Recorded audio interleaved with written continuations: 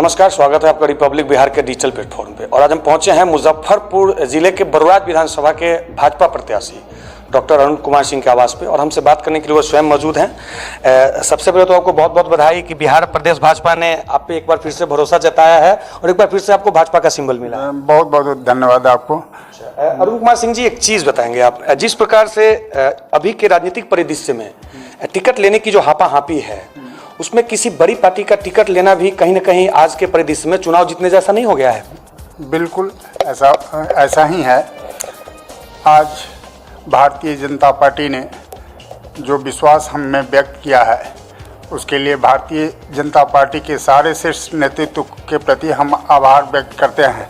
साथ ही साथ बरुराज विधानसभा के पूरे भारतीय जनता पार्टी परिवार, साथ ही साथ जिस तरह का जन समर्थन हमारे साथ है, उन लोगों के आशीर्वाद और दुआ का ही परिणति है। उन लोगों के दुआ और आशीर्वाद के कारण पार्टी भी हम में विश्वास व्यक्त किया। कहीं ना कहीं से पार्टी में इन्फॉर्मेशन था कि भारतीय जनता पार्टी का अरुण सिंह ऐसा कार्यकर्ता है जो पिछले 5 वर्षों से लगातार आम जनों के सुख दुख में और पार्टी के कार्यक्रमों में पूरे सक्रियता के साथ अपनी सहभागिता निभाई है। इसका परिणाम हुआ है कि शीर्ष नेतृत्व हम में विश्वास व्यक्त किए, भारतीय जनता पार्टी हम में विश्वास व्यक्त किया। केंद्र में आपकी सहयोगी एलजेपी जो आज भी आपके केंद्रीय मंत्रिमंडल में शामिल है, बिहार में आपके सहयोगी जेडीयू के खिलाफ अपने तमाम उम्मीदवारों को उतारने की घोषणा कर दी है, तो आपको नहीं लगता कि ये कहीं ना कहीं दोहरा नीति है एलजेपी का, और इससे कितना नुकसान एनडीए को हो सकता है बिहार में? एलजेपी की अपनी नीति है, अब क्या नहीं है उस पर हम बहुत नहीं आती।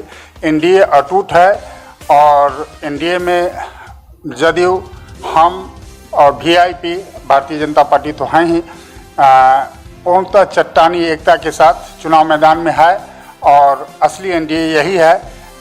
इस संदर्भ में मेरा यही कहना है। पिछले बार जो था वो आपके हार का मार्जिन बहुत कम था, 4 से 5 हजार का मार्जिन था, तो क्या लगता है इस बार, चूंकि जेडीयू पिछले बार आपके खिलाफ थी, भाजपा के खिलाफ चुनाव लड़ी थी, जबकि इस बार जो है जेडीयू वो एनडीए का हिस्सा है, तो इस बार क्या लग रहा है कि चुनौतियां हैं या विक्ट्री आसान दिख रही है? हमारे समझ से कोई चुनौती नहीं है। जिस तरह का जन समर्थन हम देख रहे हैं, जिस तरह का विश्वास बरुराज की जनता का हमारे प्रति है, हम समझते हैं कि वहाँ पर कोई लड़ाई ही नहीं है और सभी लोगों के जन सहयोग से अपार बहुमत से ये सीट भारतीय जनता पार्टी की झोली में जाएगी, एनडीए की झोली में जाएगी।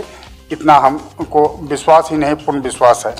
बात करें अगर बरुराज के विकास की, तो आपके परिवार से भी बरुराज के सत्ता शीर्ष पे लोग रहे हैं, अभी जो राजद के विधायक हैं। बरुराज का जो सबसे ज्वलनशील मुद्दा है वो मोतीपुर चीनी मिल का मुद्दा है। तमाम सरकारों ने अपने अपने तरफ से अलग अलग वादे किए, यहाँ तक कि मुख्यमंत्री ने यह भी कहा था कि अगर चीनी मिल नहीं चालू होता है तो मैं इस ग्राउंड में दोबारा सभा करने नहीं आऊँगा, उसके बाद भी वो दोबारा सभा करने आए। तो आपको नहीं लगता कि किसी भी सरकार के द्वारा या बरुराज के सत्ता शीर्ष पे बैठे किसी भी जनप्रतिनिधि के द्वारा ईमानदार कोशिश ही नहीं की गई ताकि वो एक मुद्दा बना रहे? बात है चीनी मिल का। चीनी मिल के संदर्भ में पूर्व में क्या हुआ क्या नहीं हुआ, इस संदर्भ में अब बहुत कुछ कहना विस्तार पूर्वक शायद संभव नहीं है, लेकिन वर्तमान में एक तो वहाँ पर कुछ कानूनी अड़चन है। अब कानून से बड़ा कोई नहीं।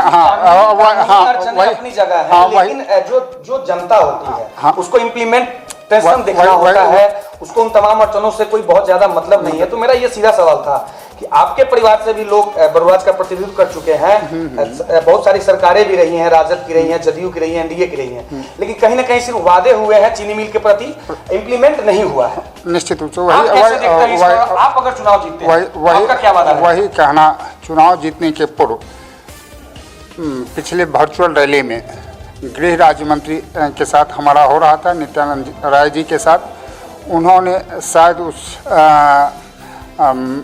रैली में बहुत सारे लोग देखे भी, हमने पुरजोर डिमांड किया कि भैया आपके रहते हुए अगर चीनी मिल का कल्याण हो जाता है, चीनी मिल चालू हो जाता है, तो शायद बरुराज के जनता के लिए इससे बड़ा तोहफा कुछ हो नहीं सकता है।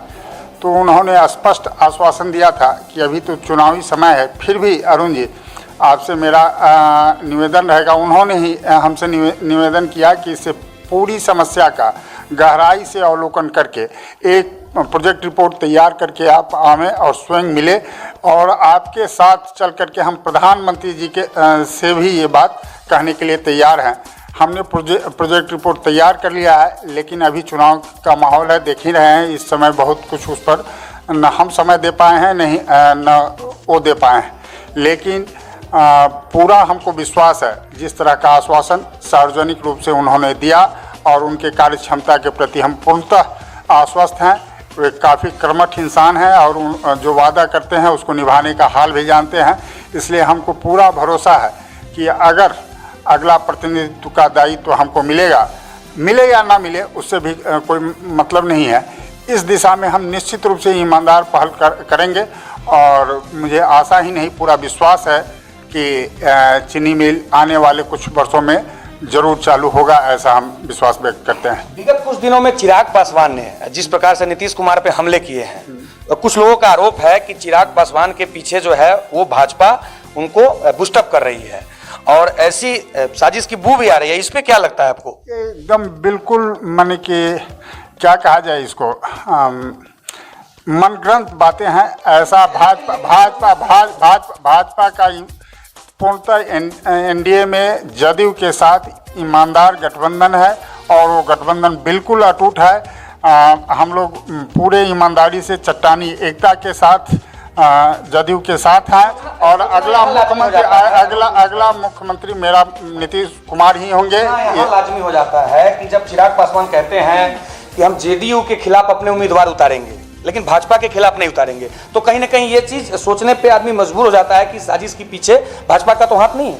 नहीं, बिल्कुल नहीं। ऐसा माने कि साजिश करने का संस्कार भारतीय जनता पार्टी का न कभी रहा है न हो सकता है, मेरा विश्वास है।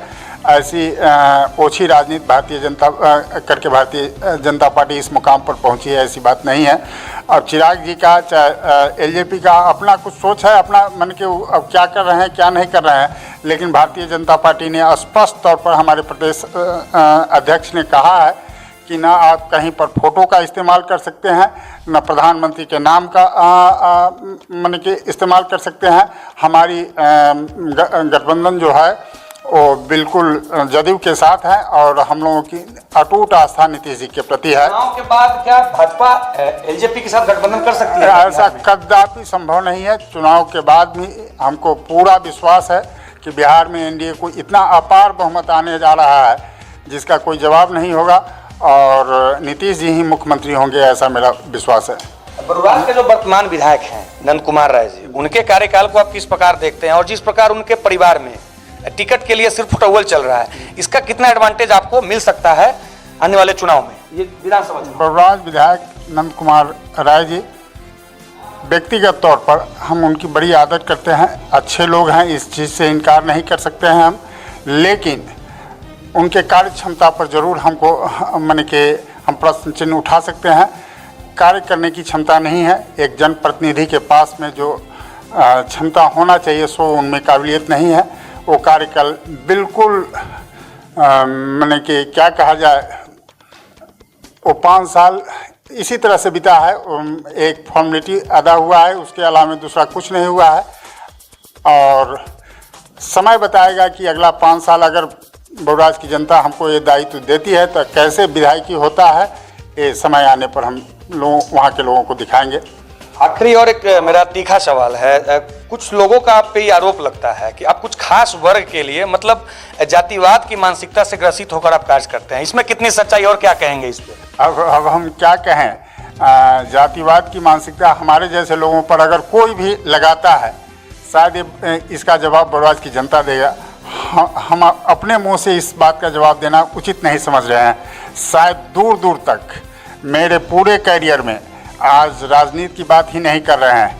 जब इसके पहले हम व्यवसाय में भी थे, उसके पहले भी राजनीति से वास्ता रखते थे, दोनों साथ साथ चलता था। हमारे पूरे करियर में इस तरह का दाग न छवि रहा है, न किसी ने उंगली उठाया है।